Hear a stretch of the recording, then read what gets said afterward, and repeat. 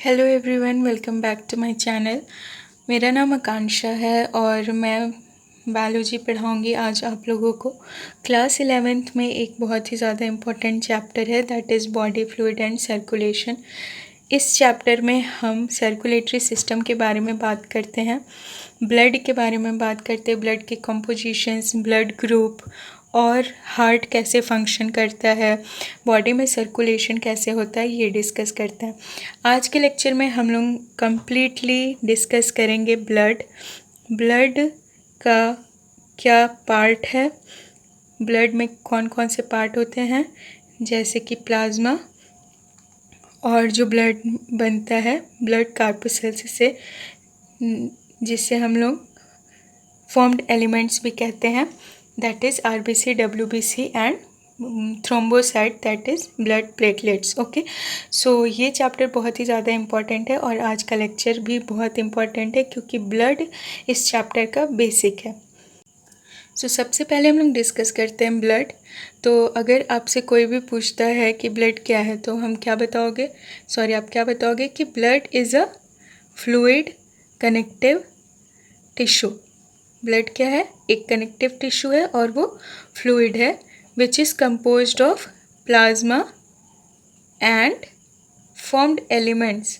ठीक है, formed elements किसे कहते हैं? फॉर्म्ड एलिमेंट्स ब्लड सेल्स होते हैं, ब्लड कार्पोसेल्स होते हैं, जैसे कि आरबीसी, डब्ल्यूबीसी और प्लेटलेट्स। ठीक है, इसका फंक्शन हम लोग एक एक करके देखेंगे। प्लाज्मा कंपोज्ड होता है वाटर से और इसमें क्या प्रेजेंट होते हैं? प्रोटीन्स, मिनरल्स और न्यूट्रिएंट्स।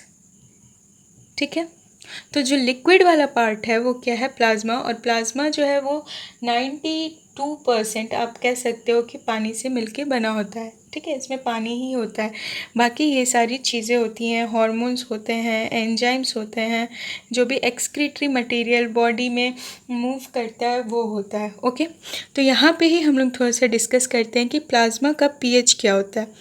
ब्लड का पीएच कौन डिसाइड करता है? प्लाज्मा का पीएच होता है अराउंड 7.4। ठीक है, आपको याद रहेगा प्लाज्मा का पीएच होता है, या कोई पूछे ब्लड का पीएच क्या होता है तो आप कहोगे 7.4। और आर्टरीज, आपको पता है कि आर्टरीज क्या कैरी करती है? आर्टरीज कैरी करती है ऑक्सीजनेटेड ब्लड, और वेन्स क्या कैरी करते हैं? Deoxygenated blood. तो वेन्स में कार्बन डाइऑक्साइड का मात्रा ज़्यादा होता है और ये कार्बोनिक एसिड बनाता है, जिसके वजह से वेन में क्या होता है? वेन्स में जो पीएच आप मेज़र करोगे ब्लड का तो आपको थोड़ा सा एसिडिक मिलेगा, वेरेज आर्टरीज में थोड़ा सा अल्कलाइन होता है। अब यहाँ पे हम लोग थोड़ा सा डिस्कस कर लेते हैं कि ब्लड का वॉल्यूम क्या होता है। ठीक है, ये आप एक तरह से रिवीजन चैप्टर की तरह देख सकते हो, बट इस लेक्चर को हम लोग बहुत डिटेल में पढ़ेंगे, बट हम लोग शॉर्ट नोट्स की तरह आप बना सकते हो इसको, जिससे आपको रिवाइज करने में आसानी होगा।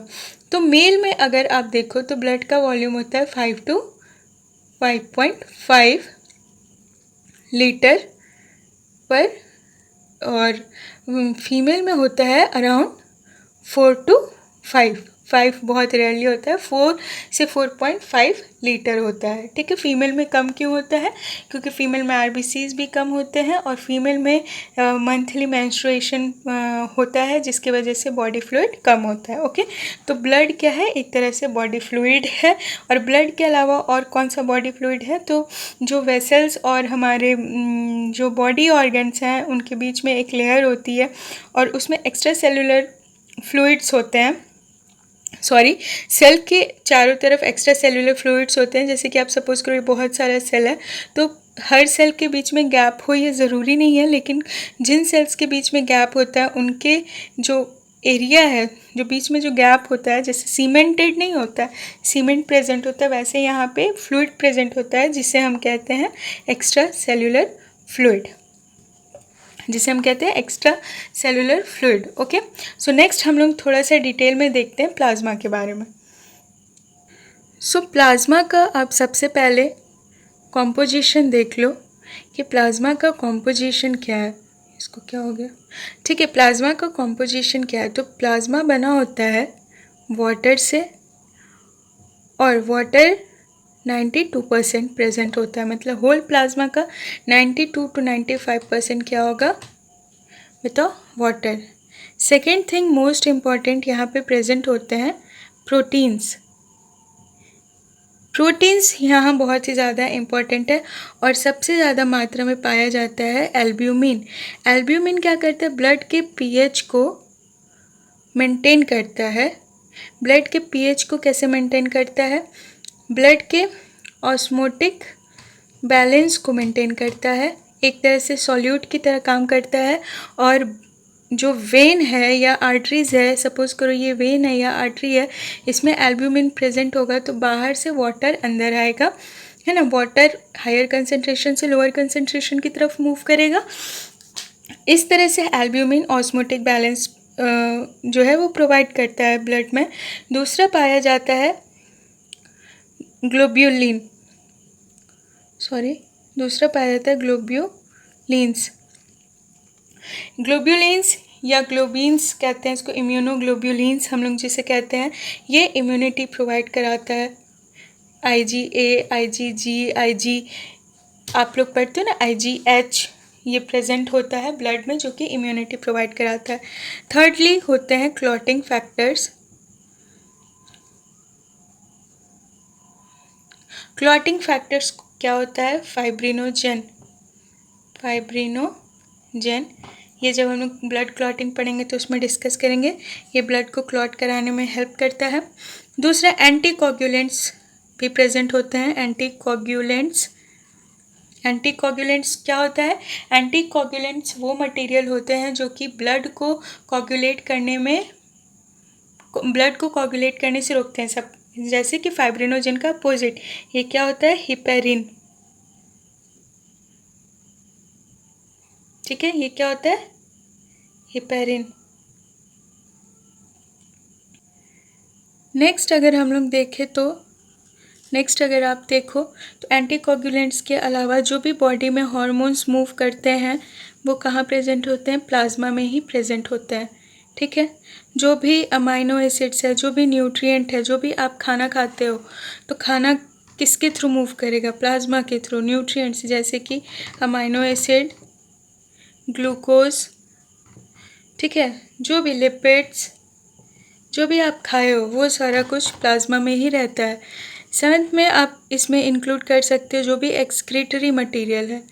एक्सक्रीटरी मटेरियल जैसे अब बताओ, अमोनिया, यूरिक एसिड, ये सारा कुछ। अब आप ये जो फंक्शन है प्लाज्मा का आप ये खुद से लिखोगे, ठीक है। मैं बस थोड़ा डिस्कस कर देती हूँ। प्लाज्मा में जितने भी कॉम्पोजिशंस हैं उसके फंक्शंस प्लाज्मा के फंक्शंस हो गए, ठीक है। और ब्लड का भी फंक्शन हो गया, जैसे कि वाटर जो है वो बॉडी फ्लूइड को मेंटेन करने में हेल्प करता है, तो आप कह सकते हो कि plasma maintains the body fluid. Then protein help करता है ऑस्मोटिक बैलेंस में, इम्यूनिटी में। क्लॉटिंग फैक्टर जो है वो फाइब्रिनोजेन है जो कि ब्लड को क्लॉट कराने में हेल्प करता है, तो इस तरह से भी बॉडी फ्लूइड को सेफ रखने का काम करता है। Anticoagulants, heparin. आप बताओ ये कमेंट में, अगर आप ये लेक्चर देख रहे हैं तो आप कमेंट में बताइएगा कि किस तरह के ब्लड में प्रेजेंट होता है, ठीक है। हार्मोन्स हो गए, हार्मोन्स प्लाज्मा में प्रेजेंट होते हैं। कोई भी हार्मोन्स, जो भी हार्मोन्स तो ब्लड से ही जाता है ना, तो हार्मोन्स प्रेजेंट होते हैं प्लाज्मा में। न्यूट्रिएंट्स प्रेजेंट होते हैं, तो ये न्यूट्रिएंट का ट्रांसपोर्ट कराता है। हाँ, और इसके अलावा जितने भी गैसेस, आज पता नहीं क्या हो गया, जितने भी गैसेस प्रेजेंट होते हैं बॉडी में, वो भी मूव करते हैं किसके थ्रू, ब्लड प्लाज्मा के थ्रू। जैसे कार्बन डाइऑक्साइड हो गया, ऑक्सीजन हो गया, ये सब किसके थ्रू मूव करते हैं, ब्लड प्लाज्मा के थ्रू ही मूव करते हैं। ओके, ये most abundant blood formed elements है। ओके, सो सबसे ज़्यादा ब्लड में आरबीसी ही पाया जाता है, और कितना पाया जाता है, अराउंड 4 to 5 मिलियन एक एडल्ट में, जो हेल्दी एडल्ट होगा 4 to 4.5 मिलियन पाया जाता है।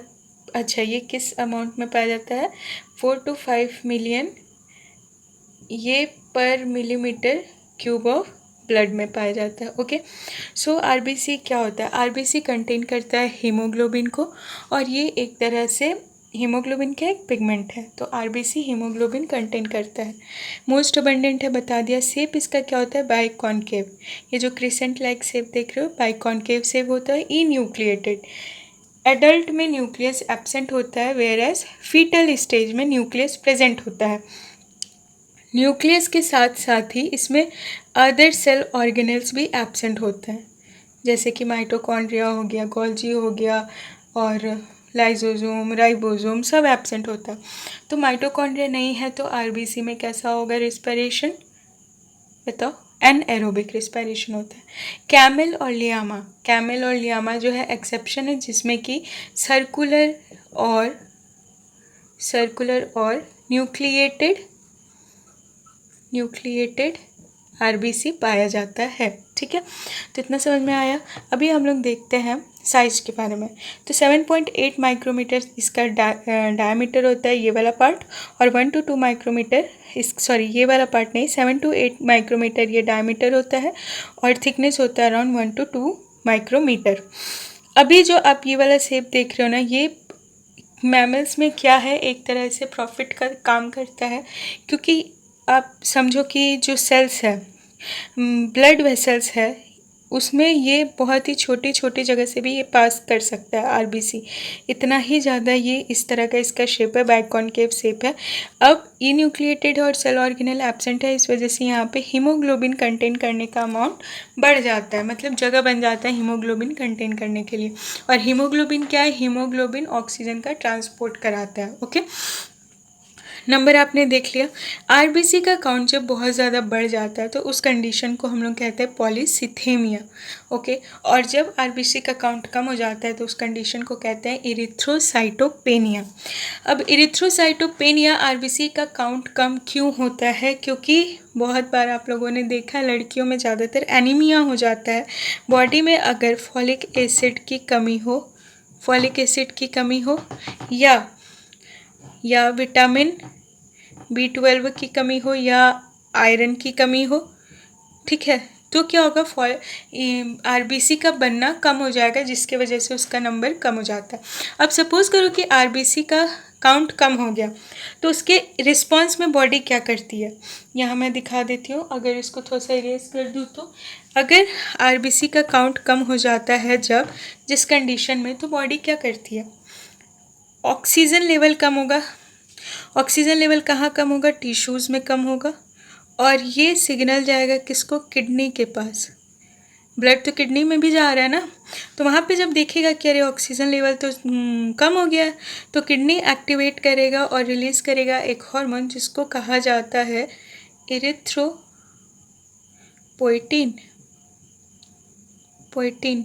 ठीक है, स्पेलिंग यहाँ में भी एरर हो सकता है। इरिथ्रोपोइटिन कहाँ जाएगा? बोन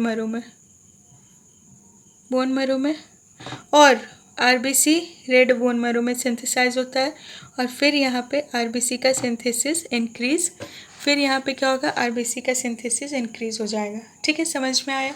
ये एक तो चीज़ हो गई कि आरबीसी का सिंथेसिस होता है। आगे हम लोग सिंथेसिस देखेंगे आरबीसी का। तो यहाँ पे एक चीज़ मैं आपको बता दूँ कि रोलेक्स करके एक टर्म है, रोलेक्स। ठीक है, रोलेक्स घड़ी नहीं, रोलेक्स एक टर्म है जिसमें स्टैकिंग ऑफ आरबीसी होता है। ये स्टैकिंग ऑफ आरबीसी किसके थ्रू होता है? ये जो प्लाज्मा मेम्ब्रेन दिख रही है ना आरबीसी की, इसमें फाइब्रिनोजेन प्रेजेंट होता है, और यही फाइब्रिनोजेंस एक दूसरे को क्या करते हैं? बांध के रखते हैं। और ये ऐसा कंडीशन कब बनता है? जब ब्लड रेस्टिंग स्टेज में फ्लो कर रहा होता है, धीरे धीरे फ्लो कर रहा होता है, तब क्या होता है कि आरबीसी स्टैक कर जाता है। ओके, तो नेक्स्ट आप लोग थोड़ा सा डिस्कस कर लेते हैं सिंथेसिस से पहले हम लोग थोड़ा सा हीमोग्लोबिन के बारे में यहीं पे देख लेते हैं। हीमोग्लोबिन क्या है? एक कॉन्जुगेटेड प्रोटीन है। कॉन्जुगेटेड प्रोटीन में जो प्रोटीन पार्ट है वो क्या है?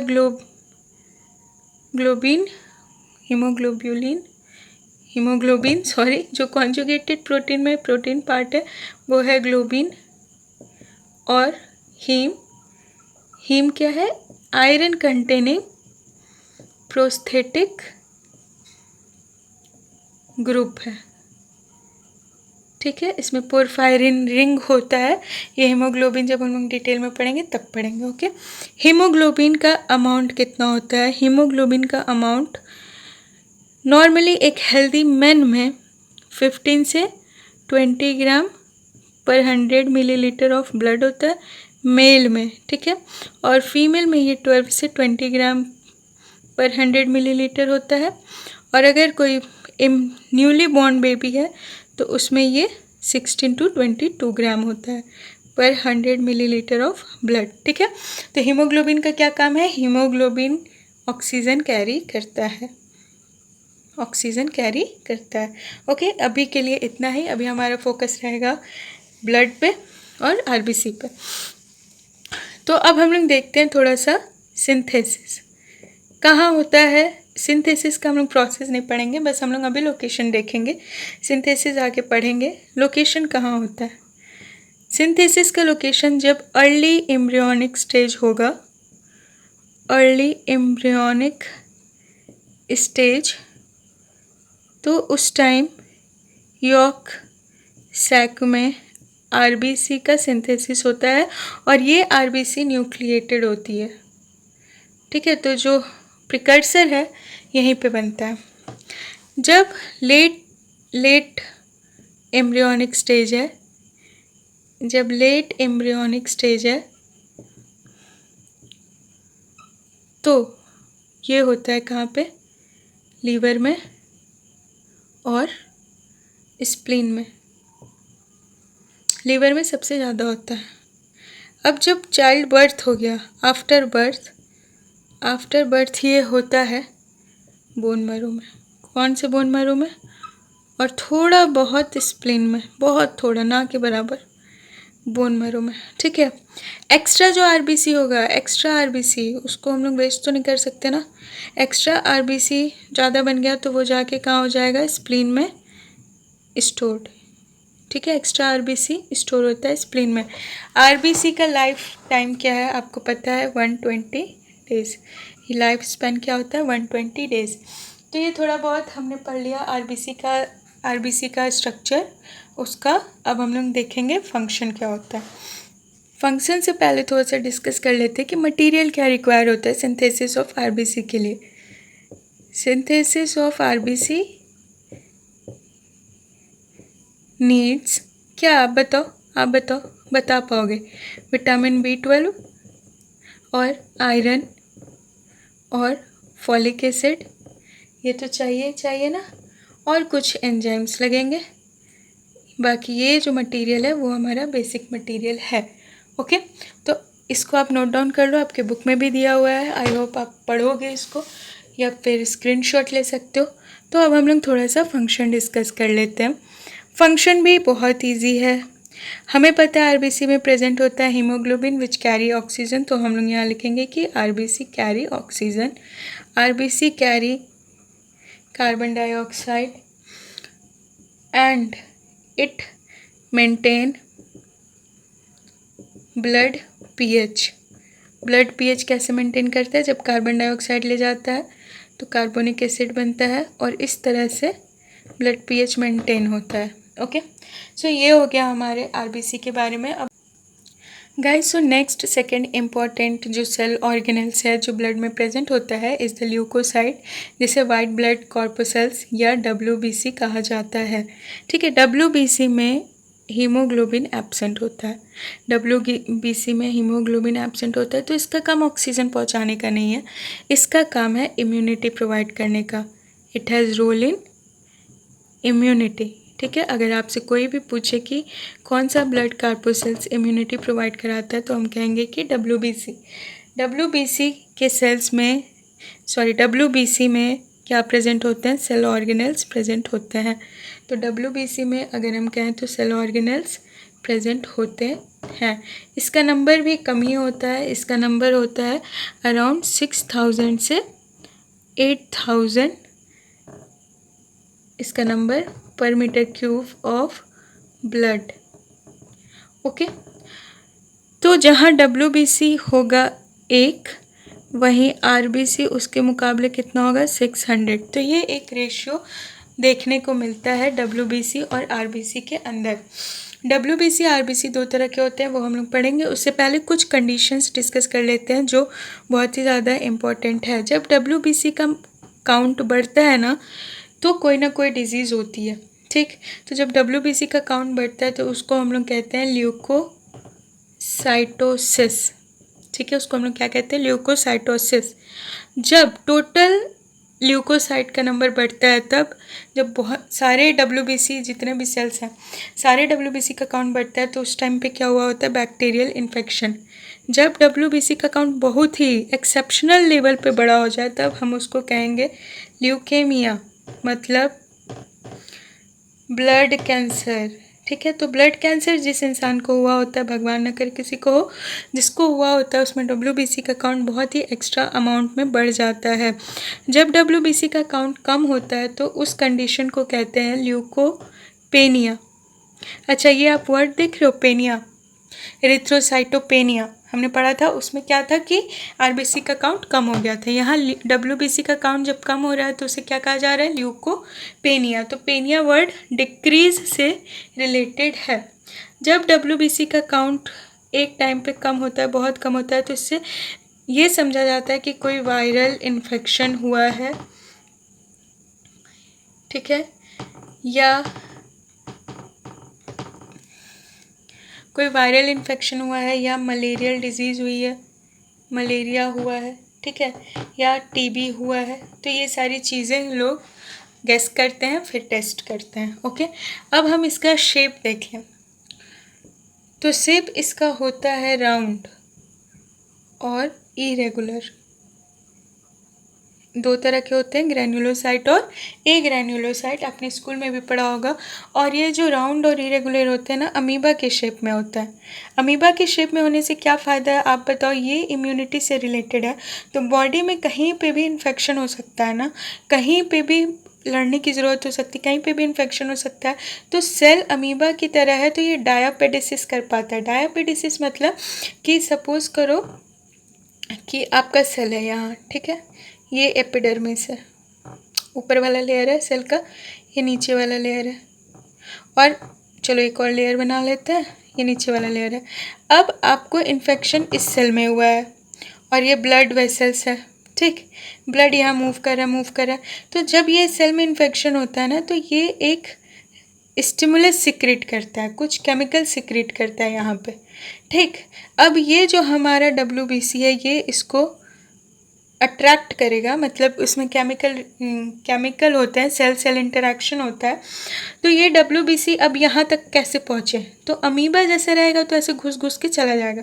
तो ये डब्ल्यूबीसी क्या करेगा, इस तरह से घुस के यहाँ आएगा, फिर इस तरह से घुस के इस सेल के पास आएगा और यहाँ पे इसको जो भी रिस्पॉन्स प्रोवाइड करना है करेगा। तो समझ में आया, इस कंडीशन को हम लोग क्या कहते हैं, डायापेडिसिस, ठीक है। तो डायापेडिसिस अगर कोई पूछे कि किसका कैरेक्टर है तो आप बताओगे कि ये है डब्ल्यूबीसी का कैरेक्टर। ओके, ये बहुत ही ज़्यादा इम्पॉर्टेंट है। ये जनरली एग्ज़ाम्स, जो कॉम्पिटिटिव एग्ज़ाम्स होते हैं उनमें पूछा जाता है। शेप अगर हो गया है तो हम थोड़ा साइज़ के बारे में डिस्कस कर लें। साइज़ इसका होता है अराउंड 12 to 20 माइक्रोमीटर। और क्या होता है, ये कलरलेस। ओके, सो आप यहाँ पे थोड़ा सा देख सकते हो कि डब्ल्यूबीसी में सारे सेल ऑर्गेनेल प्रेजेंट होंगे, हीमोग्लोबिन एब्सेंट होगा। और इसका जो नंबर है वो 6000 से 8000 के है अंदर। और ये डायापेडिसिस वो करता है, अमीबा जैसा होता है, कहीं पे भी मूव कर सकता है। अगर काउंट बहुत बढ़ा है तो हम कहेंगे कि ब्लड कैंसर हो गया, और रीजनेबली बढ़ा है किसी छोटे मोटे इन्फेक्शन की वजह से तो उसको ल्यूकोसाइटोसिस कहते हैं। कम होता है तो हम उसे ल्यूकोपेनिया कहते हैं। साइज़ इसका है 12 से 20 माइक्रोमीटर, कलरलेस होता है। ओके गैस, डब्ल्यूबीसी दो तरह का होता है, ए ग्रैन्युलोसाइट और ग्रैन्युलोसाइट, ठीक है।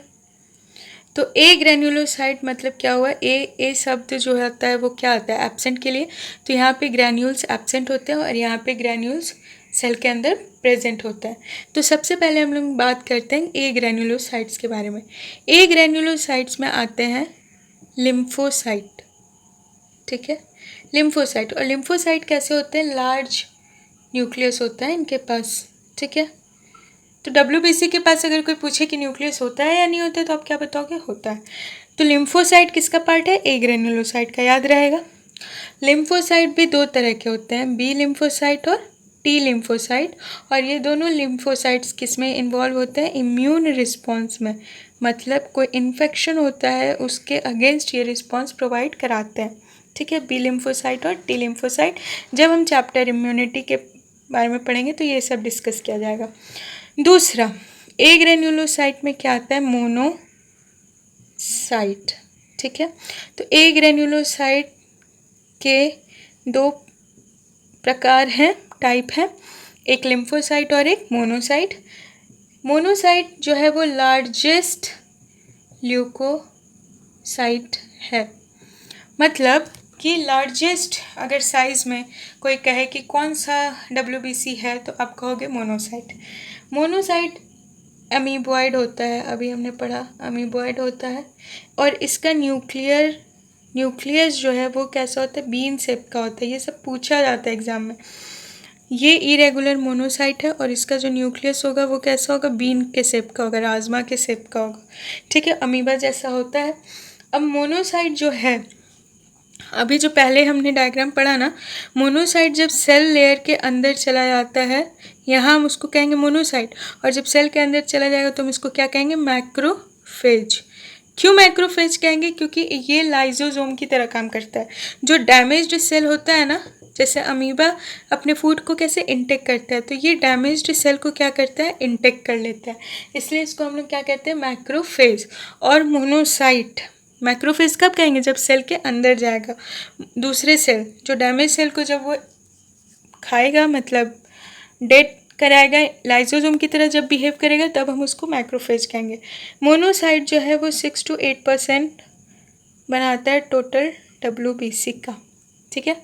तो आप थोड़ा सा रिवाइज कर लो, ए ग्रेन्युलोसाइट और ग्रेन्युलोसाइट दो तरह के होते हैं डब्ल्यूबीसी। ए ग्रेन्युलोसाइट दो तरह का होता है, लिम्फोसाइट और मोनोसाइट। लिम्फोसाइट में न्यूक्लियस लार्ज होता है, ये दो तरह का होता है, बी लिम्फोसाइट, टी लिम्फोसाइट। और लिम्फोसाइट इन्वॉल्व है इम्यून रिस्पॉन्स प्रोवाइड कराने में। दूसरा मोनोसाइट, मोनोसाइट जो लार्जेस्ट ल्यूकोसाइट है, एग्जाम्स में आते हैं लार्जेस्ट ल्यूकोसाइट कौन सा है, तो मोनोसाइट है। और ये अमीबा की तरह शेप है इसका, और इसमें न्यूक्लियस बीन शेप का होता है। तो अगर कोई एग्जाम में पूछे कि मैक्रोफेज किसको कहते हैं, तो आप बता पाओगे कि मैक्रोफेज जो है उसे, मोनोसाइट को ही मैक्रोफेज कहा जाता है। जब मोनोसाइट लाइसोसोम की तरह बिहेव करने लगता है तो हम उसे कहते हैं macrophage. Okay, so next move on करते हैं हम ग्रैन्युलोसाइट के ऊपर। ग्रैन्युलोसाइट देखो तीन तरह का होता है, ठीक है। ग्रैन्युलोसाइट में क्या प्रेजेंट होगा, उसके साइटोप्लाज्म में ग्रैन्यूल्स कहाँ प्रेजेंट होंगे, प्रेजेंट इन साइटोप्लाज्म, ठीक। इरेगुलर शेप पहले ही हमने पढ़ लिया कि डब्ल्यूबीसी का इरेगुलर है, तो ये भी तो इरेगुलर ही होगा। अब on the basis of stain, कि कौन तरह का स्टेन ये कैरी करता है, उसका जो ग्रैन्यूल्स है, उस पर हम इसको तीन में डिवाइड करते हैं। तीन बंटवारा कर दिया इसका, कौन कौन सा, इओसिनोफिल्स, दूसरा बेसोफिल्स, तीसरा क्या होगा, न्यूट्रोफिल्स। नाम से ही समझ में आ रहा है, इओसिनोफिल एसिडिक स्टेन से स्टेन होता है, बेसोफिल बेसिक स्टेन से स्टेन होता है, और न्यूट्रोफिल ना एसिडिक ना बेसिक, थोड़ा बहुत मिलता जुलता स्टेन से स्टेन हो जाता है, ठीक है। तो इओसिनोफिल्स के जो न्यूक्लियस होते हैं वो कैसे होते हैं, इओसिनोफिल्स के न्यूक्लियस होते हैं कैसे, टू लोब के कैसे होंगे भाई, टू लोब के। ये है हमारा साइटोप्लाज्म, अच्छा इरेगुलर बनाना है ना, देखो ये सब डायग्राम ध्यान में रखता है। इरेगुलर आपने बना लिया, अब न्यूक्लियस होते टू लोब के, इस तरह से होगा न्यूक्लियस, ठीक। और इम्पोर्टेंट बात, किसके जो ग्रेन्यूल्स होते हैं वो एसिडिक स्टेन से स्टेन्ड हो जाते हैं। जैसे कि इओसिन आता है एक स्टेन, आप लैब जब जाओगे तो आप पढ़ोगे। अभी ये जो इओसिनोफिल है, आपको याद रखना है कि ये एलर्जिक रिएक्शन में रिस्पॉन्स देता है, ठीक है। किसी को हे फीवर होता है तो इओसिनोफिल्स का काउंट बढ़ा होगा। अगर किसी को अस्थमा है तो उसमें इओसिनोफिल का काउंट क्या होगा, बढ़ा रहेगा। तो किसी भी बॉडी में जब एलर्जी होता है तो इओसिनोफिल्स का काउंट क्या होता है, बढ़ जाता है, ठीक है। और ये भी लाइजोसोम की तरह काम करता है और ये पूरे WBC का 2 to 3% बनाता है, ठीक। समझ में आया। तो अगर आपसे कोई पूछे कि एलर्जी से रेजिस्टेंस कौन प्रोवाइड करता है, कौन सा WBC प्रोवाइड करेगा, ए ग्रेन्यूलो कि ग्रेन्यूलो, तो आप बताओगे ग्रेन्यूलोसाइट। फिर बोलेगा अच्छा ग्रेन्यूलोसाइट में कौन सा है स्पेशल हीरो, कौन सा एलर्जी को मार भगाने में, तो आप बताओगे इओसिनोफिल। एलर्जी लास्ट में ई आ रहा है तो इओसिनोफिल याद रहेगा इस तरह से। अब हम लोग थोड़ा सा बेसोफिल के बारे में भी डिस्कस कर लेते हैं। तो बेसोफिल्स में जो न्यूक्लियस है वो कितना होता है, 3 लोब का होता है, ठीक। बेसोफिल में न्यूक्लियस 3 लोब का होता है। ये स्टेन किससे होगा, खुद से बताओ, बेसिक स्टेन से, नॉर्मल सी बात है। ये किस में काम करेगा, ये इन्फ्लेमेशन में काम करेगा, ये इन्फ्लेमेशन में काम करेगा, इन्फ्लेमेशन में काम करेगा। और क्या सिक्रेट करवाने में हेल्प करेगा, हिपेरिन और सेरोटोनिन और हिस्टामाइन, ठीक है। सो इन्फ्लेमेशन में काम करता है कौन, बेसोफिल। एलर्जी में कौन करता है, इओसिनोफिल, ओके। और बेसोफिल बहुत ही कम मात्रा में पाया जाता है, अराउंड 0 to 5%, अराउंड 0.5 to 1%, ये तो बहुत ज़्यादा हो जाएगा। अराउंड 0.5 to 1% बेसोफिल्स WBC का बनाता है, ठीक है। तो यहाँ पे हम लोग थोड़ा सा न्यूट्रोफिल डिस्कस कर लेते हैं।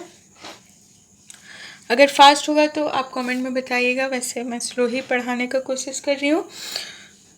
और प्लीज़ चैनल को सब्सक्राइब कर दीजिएगा, अपने फ्रेंड्स के साथ शेयर कर दीजिएगा, और अगर लेक्चर अच्छा लगे तो लाइक भी कर दीजिएगा, कुछ जाएगा नहीं आपका, ठीक है। और कोई भी डाउट हो तो प्लीज़ कमेंट में पूछिए, कोई सजेशन हो तो भी बताइए। आगे मूव ऑन करते हैं न्यूट्रोफिल्स के बारे में, और ये होता है इसका न्यूक्लियस मैनी लोब्ड, ठीक। तो इओसिनोफिल में क्या था, यहाँ बताओ, इओसिनोफिल में क्या था, 2 लोब। बेसोफिल में क्या था, 3 लोब। न्यूट्रोफिल में क्या है, मैनी, गिनती ही नहीं है। तो मैनी लोब क्या होता है, न्यूक्लियस। ये लेक्चर आप रिवीजन के लिए प्रॉपर देख सकते हो, अगर आपने एक बार चैप्टर पढ़ लिया है थॉरोली रिवाइज हो जाएगा पॉइंट टू पॉइंट। और अगर आप नोट्स बना रहे हो तो भी आपके लिए बहुत इजी हो जाएगा। बाकी बुक आपको जब बुक तो पढ़ना ही चाहिए, आप बुक पढ़िए, समय नहीं है तो आप लेक्चर्स देख सकते हैं। और ये बहुत ही ज़्यादा वीकली स्टेन से स्टेन होता है, जो कि ना ही तो बेस हो और ना ही एसिड हो, ठीक है। अब इसमें फैगोसाइटिक जो रिस्पॉन्स है, फैगोसाइटिक, ये भी एक तरह से क्या करता है, फैगोसाइट्स क्या होते हैं बताओ, जो सेल को खा जाते हैं। तो ये भी क्या करता है, जो भी डैमेज्ड सेल होता है उसको ये इनगल्फ कर लेता है। और न्यूट्रोफिल्स में बहुत ही ज़्यादा इम्पोर्टेंट चीज़ बार बॉडी प्रेजेंट होती है, बार बॉडी प्रेजेंट होती है। बार बॉडी क्या होती है, इसका ये साइटोप्लाज्म है और यहाँ पे मैनी लोब्ड क्या है, न्यूक्लियस। तो यहाँ पे एक स्ट्रक्चर प्रेजेंट होता है जो कि न्यूक्लियस को प्लाज्मा मेम्ब्रेन से कनेक्ट करता है, उसको क्या कहते हैं, बार बॉडी कहते हैं, ओके। सो ये हमने देखा ल्यूकोसाइट WBC के सेल्स कौन कौन से होते हैं बताओ, ए ग्रेन्यूलोसाइट, ग्रेन्यूलोसाइट। ए ग्रेन्यूलोसाइट में क्या होता है, यहाँ पे थोड़ा सा रिवाइज कर लेते हैं हल्का सा। ए ग्रेन्यूलोसाइट और ग्रेन्यूलोसाइट। ए ग्रेन्यूलोसाइट में क्या होता है, लिम्फोसाइट, लिम्फोसाइट और मोनोसाइट, है ना, मोनोसाइट। लिम्फोसाइट में होता है बी लिम्फोसाइट, टी लिम्फोसाइट, दोनों किस में इन्वॉल्व है, इम्यूनिटी में। मोनोसाइट जो होता है वो उसको हम लोग क्या कहते हैं, मैक्रोफैज भी कहते हैं। और ये मैक्रोफैज जो है वो क्या है, लार्जेस्ट ल्यूकोसाइट है, समझ में आया। अब इसके अलावा हमारा क्या था, ग्रैन्युलोसाइट।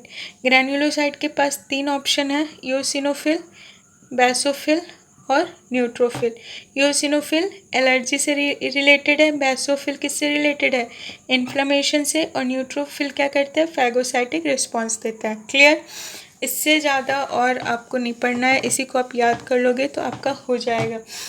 फॉर्मेशन कहाँ होगा इसका, वैसे आप लोग का सिलेबस कम हो गया तो आप लोग को डिटेल में नहीं पढ़ना फॉर्मेशन, बट ल्यूकोसाइट के फॉर्मेशन को हम लोग कहते हैं ल्यूकोसाइटोसिस। ठीक, ल्यूकोसाइटोसिस या ल्यूकोपोइसिस। ठीक है, ये कहाँ होता है, ग्रैन्युलोसाइट, ग्रैन्युलोसाइट और मोनोसाइट। देखो मोनोसाइट अपना घर बदल लिया, ग्रैन्युलोसाइट के साथ चला गया, मतलब ईओसिनोफिल, बेसोफिल और न्यूट्रोफिल प्लस मोनोसाइट कहाँ से बनते हैं, बोन मरो में। ठीक है, तो बचा कौन, अकेला लिम्फोसाइट। लिम्फोसाइट कहाँ बनता है, लिम्फ नोड में। लिम्फ नोड को क्या, जैसे कि स्प्लीन, जैसे कि थाइमस, जैसे कि बोन मरो। ठीक है, तो ये सब जगह पे क्या बनता है, ल्यूकोसाइट, और ल्यूकोसाइट के फॉर्मेशन को हम लोग क्या कहते हैं, ल्यूकोसाइटोसिस। लाइफ स्पैन अगर हम लोग देखें तो 4 to 8 आवर होता है इन द ब्लड। ठीक है, लिम्फोसाइट का बहुत ही ज़्यादा कम होता है। अगर पर्टिकुलरली बात किया जाए तो लिम्फोसाइट 1 दिन से लेके 1 मंथ तक हो जाता है। ये डिपेंड करता है किस पे, ये डिपेंड करता है कि बॉडी में इन्फेक्शन ज़्यादा है या कम है, उम्र क्या है, बच्चों का काउंट ज़्यादा होगा, बड़ों का काउंट कम होगा, क्योंकि उनमें इन्फेक्शन ज़्यादा होता है। बाकी मोनोसाइट जो है वो बहुत ही ज़्यादा कम दिन तक रहता है, मतलब 10 से 20 घंटे तक ही रहता है। ओके, तो इतना हम लोगों ने पढ़ा किसके बारे में, इतना हम लोगों ने पढ़ा WBC के बारे में। अब हम लोग जो है वो थर्ड हमारा जो सेल है जिसे हम लोग कहते हैं thrombocyte, that is blood platelets. ठीक, दैट इज ब्लड प्लेटलेट्स। तो थ्रोम्बोसाइट या ब्लड प्लेटलेट्स जो है, इसका काम होता है ब्लड को क्लॉट कराना, और इसका नंबर WBC से ज़्यादा होता है लेकिन RBC से कम होता है। ठीक है, तो ये क्या है, 1.5 लाख से लेके 3.5 लाख के करीब होता है। आपको याद होगा जब कौन सी बीमारी होती है, डेंगू होता है तो ब्लड प्लेटलेट्स क्या होते हैं, बहुत ही ज़्यादा कम हो जाता है इनका नंबर। और जब ब्लड प्लेटलेट्स बहुत ज़्यादा होता है तो उस कंडीशन को हम लोग क्या कहते हैं, थ्रोम्बोसाइटोसिस। साइटोसिस वर्ड किससे रिलेटेड है, सेल डिवीज़न से। तो यहाँ सेल डिवीज़न होगा तो सेल का नंबर बढ़ेगा कि घटेगा, बढ़ेगा। तो आपको ट्रिक बता देते हैं, ट्रिक क्या है, नॉर्मल ही है, कॉमन सेंस की बात है कि साइटोसिस वर्ड जहाँ पे भी है तो आपको दिमाग में रखना है कि वहाँ पे सेल इंक्रीज़ हो रहा है। जब ब्लड प्लेटलेट्स कम होता है तो उसको क्या कहेंगे बताओ, थ्रोम्बोसाइटोपेनिया। उसे हम क्या कहेंगे, उसे हम कहेंगे थ्रोम्बोसाइटोपेनिया, थ्रोम्बोसाइटोपेनिया। शेप क्या होगा, इसका कोई शेप नहीं होता है, इस तरह से होता है। ठीक है, क्योंकि ये सेल्स जो हैं वो टूट जाते हैं जब, तो उससे ये बनता है। तो शेप इसका कुछ नहीं होता है, शेप होता है इरेगुलर फ्रैगमेंट ऑफ सेल। ठीक, साइज क्या होगा गाइस, साइज क्या होता है इसका, 2 to 3 माइक्रोमीटर। ठीक, और ये क्या होगा, कलरलेस। ठीक है, मैं डायग्राम लगा दूंगी जहाँ ज़रूरत होगा, आप डायग्राम भी साथ में देख लीजिएगा, वैसे बुक्स में रहते ही हैं। आपको समझ में आ गया थ्रोम्बोसाइट्स क्या है, जो ब्लड प्लेटलेट्स कहलाता है, और ये ब्लड क्लॉटिंग में हेल्प करता है। इसका स्ट्रक्चर कैसा होगा, ये भी होगा नॉन न्यूक्लिएटेड, क्यों, क्योंकि ये सेल का फ्रैगमेंट है। तो ये क्या होता है, non nucleated because it is the fragment of cell. और जिस फ्रैगमेंट में जो सेल ऑर्गेनेल आ गया वही उसके पास प्रेजेंट होगा। तो फ्यू सेल ऑर्गेनेल प्रेजेंट होता है, ठीक है। तो फ्यू सेल ऑर्गेनेल प्रेजेंट होता है। क्लियर है इतना? इसके बाद थोड़ा सा हम लोग इसका स्ट्रक्चर देख लेते हैं। किसका स्ट्रक्चर? थ्रोम्बोसाइट का। तो थोड़ा सा इसका हम लोग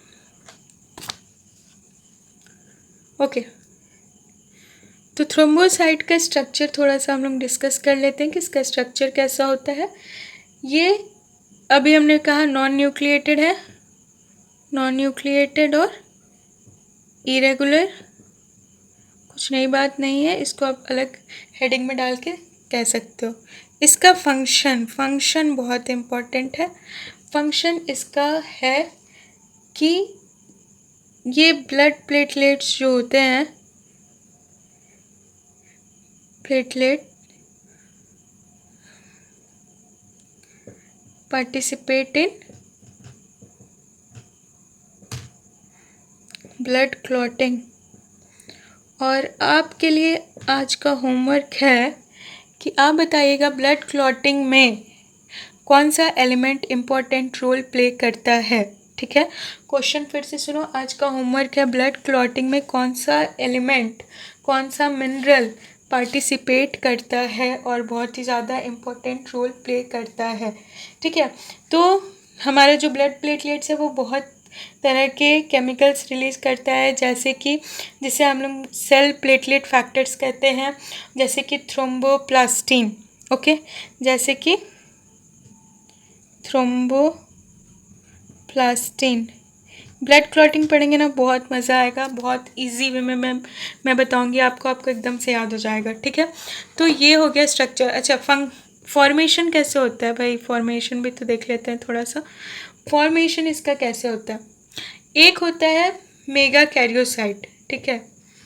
मेगा मतलब बड़ा, मेगा कैरियोसाइट वैसा सेल जिसके पास न्यूक्लियस है। मेगा कैरियोसाइट्स जो है वो प्रेजेंट होते हैं बहुत लार्ज अमाउंट में इन द बोन मैरो, और वो फिर टूट जाते हैं तो फिर बनते हैं ब्लड प्लेटलेट्स। इसका डिटेल फॉर्मेशन आपको नहीं पढ़ना है, ये सब आप ग्रेजुएशन में पढ़ोगे। तो उसके लिए, और अगर आप COET की तैयारी कर रहे हो तो आपको इतना जाना सफिशिएंट है। तो formation of blood platelets is called thrombopoiesis.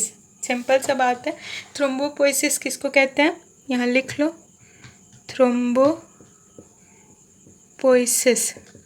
Thrombopoiesis हम लोग कहते हैं formation of blood platelets. Okay, clear है? तो आज के लिए इतना ही रहने देते हैं। आई होप आपको लेक्चर समझ आया होगा और अच्छा लगा होगा। और अगर आपको कोई भी चीज़ में डाउट है, अभी तक ब्लड हमने पढ़ा, ब्लड में प्लाज्मा पढ़ा और ब्लड कार्पोसेल्स डिस्कस किया, तो अगर आपको कोई भी डाउट है तो प्लीज़ कमेंट सेक्शन में बताइए। Otherwise thank you guys.